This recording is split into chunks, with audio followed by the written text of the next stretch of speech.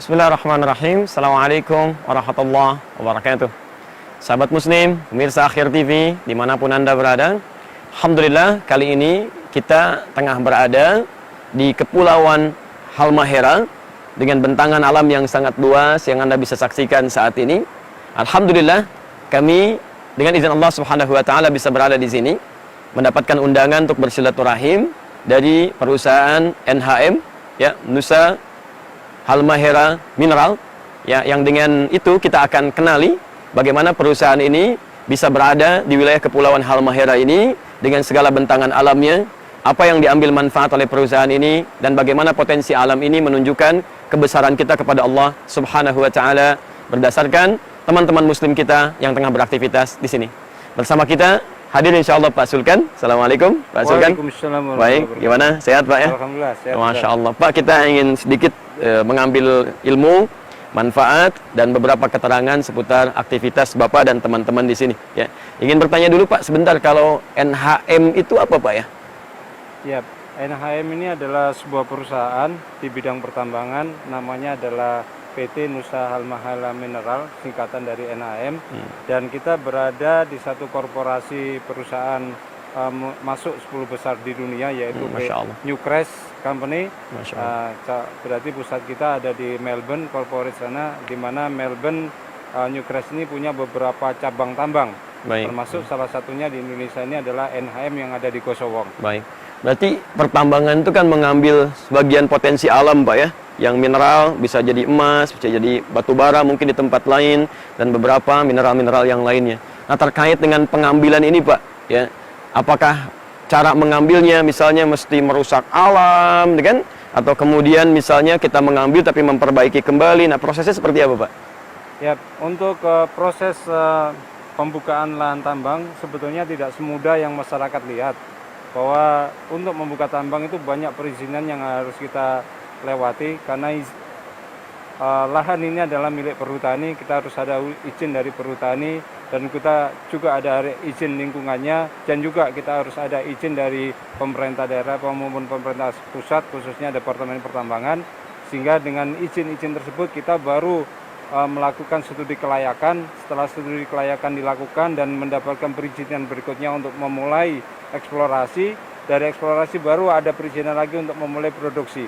Dari tahapan-tahapan yang cukup panjang itulah kita baru bisa memulai produksi tempat kita, dan untuk saat ini di tempat kita tidak ada lagi tambang terbuka, kita cuma ada tambang bawah tanah, yaitu satu tambang Taguraci dan satu tambang Kencana. Oh, jadi nggak boleh sembarangan Pak ya, asal tambang saja, kemudian kadang-kadang merusak lahan dan lain sebagainya. Baik, kalau misalnya sudah dibuka Pak, seperti open field misalnya kan, lahannya sudah dibuka, kemudian nampak, bahkan kadang-kadang dari gunung, bukit, tiba-tiba menjadi kelihatan seperti tidak ada. Nah, apakah ada usaha untuk mengembalikan itu semua? Ya, sesuai dengan peraturan perundangan yang kita miliki di negeri kita, bahwa sebelum kita menambang kita harus memberikan jaminan.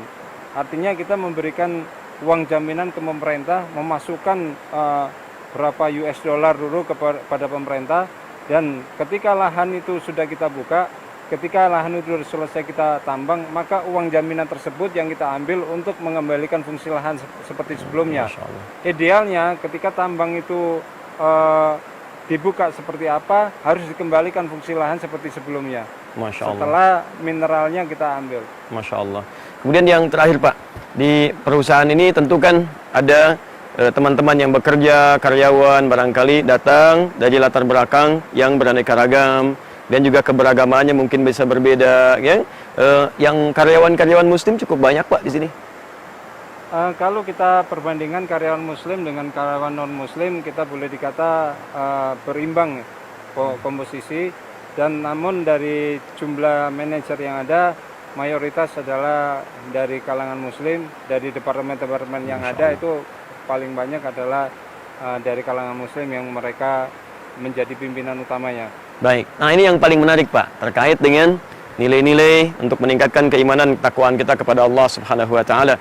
Karena dimanapun beraktivitas, seperti kita ketahui, seorang muslim, seorang mukmin yang beriman kepada Allah, ketika melihat apapun dalam aktivitasnya, dia akan selalu tersambung dengan Allah Subhanahu wa taala. Ingin bertanya sedikit Pak Sulkan, dari pengalaman bekerja di sini, Bapak sudah berapa lama kira-kira? Alhamdulillah baru baru 12 tahun.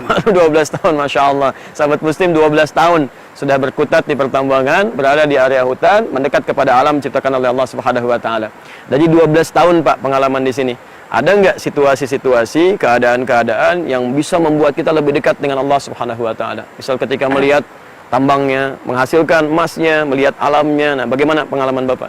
Dari pengalaman kami, Ustaz, jujur saja saya katakan, kalau saya mengatakan ini rasanya saya ingin menangis ketika saya kembali ke kampung. Karena apa? Jujur saja, saya lebih soleh di tempat ini daripada saya di kampung. Karena kita jauh dari kemaksiatan, jauh dari segala perbuatan-perbuatan yang tidak diridhoi oleh Allah Subhanahu wa Ta'ala. Sedangkan di sini kita cuma fokus bekerja, cari nafkah untuk istri dan anak, dan kita bisa datang ke masjid untuk mendekatkan diri kepada Allah, bertemu dengan teman-teman sesama muslim, saling mengungkapkan isi hati, sehingga kita saling terhibur, saling bisa mengisi.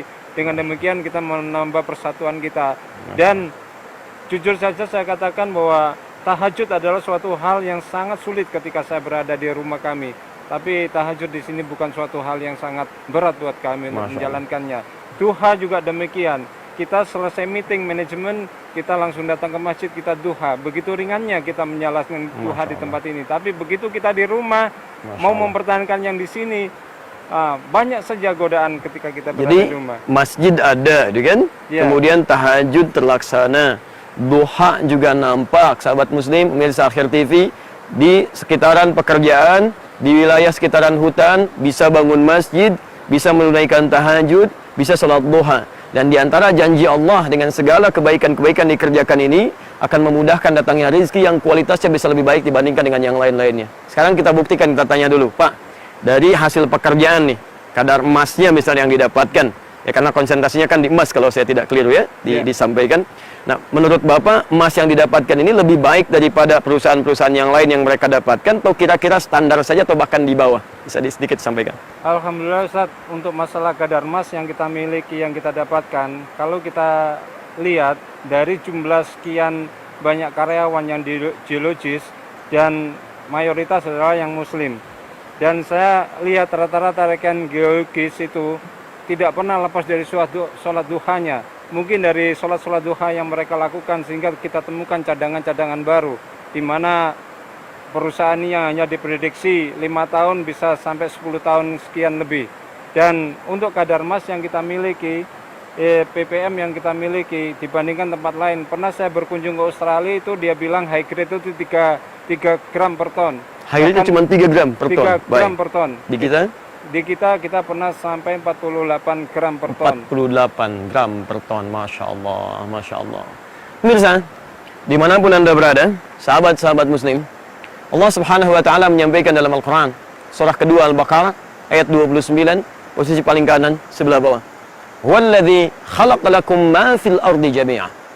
Dialah Allah yang telah menjadikan untuk Anda semuanya segala apapun yang ada di muka bumi ini. Baik di daratan, di lautan, di gunung, di hutan, di sungai, di lembah. Silakan, Anda boleh mengambilnya sedapat mungkin yang Anda butuhkan. Anda boleh menikmatinya sedapat yang ingin Anda rasakan. Namun demikian, Allah pun menghadirkan aturan. Ketika Anda ingin mengambilnya dan mendapatkan manfaat darinya, maka Anda pun tidak boleh merusak aturan-aturan yang ada di dalamnya. Entah itu alamnya, entah itu kehidupannya, entah itu pergaulan kita dengan lingkungan sekitarannya. Maka ketika itu semua dijaga, Allah Subhanahu wa Ta'ala akan turunkan keberkahan bagi kita semua. Apatah kalau pencarian kita itu diiringi dengan keimanan dan ketakwaan kepada Allah Subhanahu wa Ta'ala. Quran surah 7 ayat 96. Walau anna ahlal qura amanu wattaqau lafattahna 'alaihim barakatin minas samaa'i wal ard.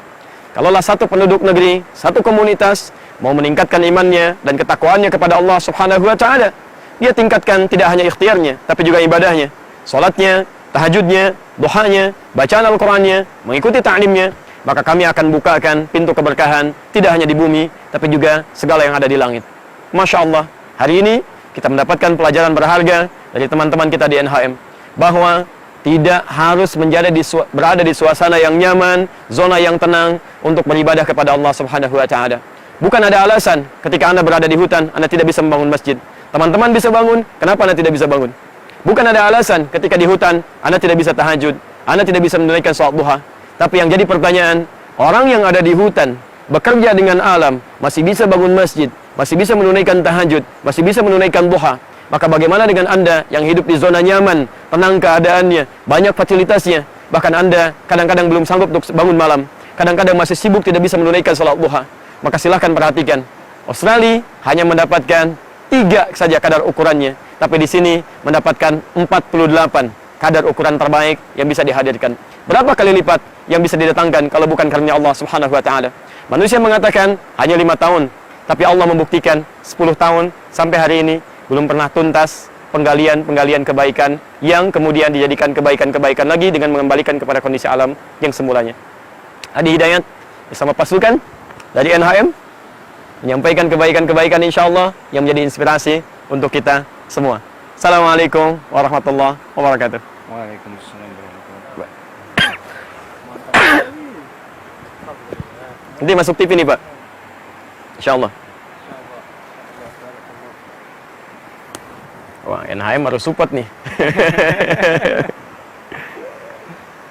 Ayo di insert, nanti masuk semua. Tapi kita edit lagi. Ya, kita ada produsernya nanti tampilkan.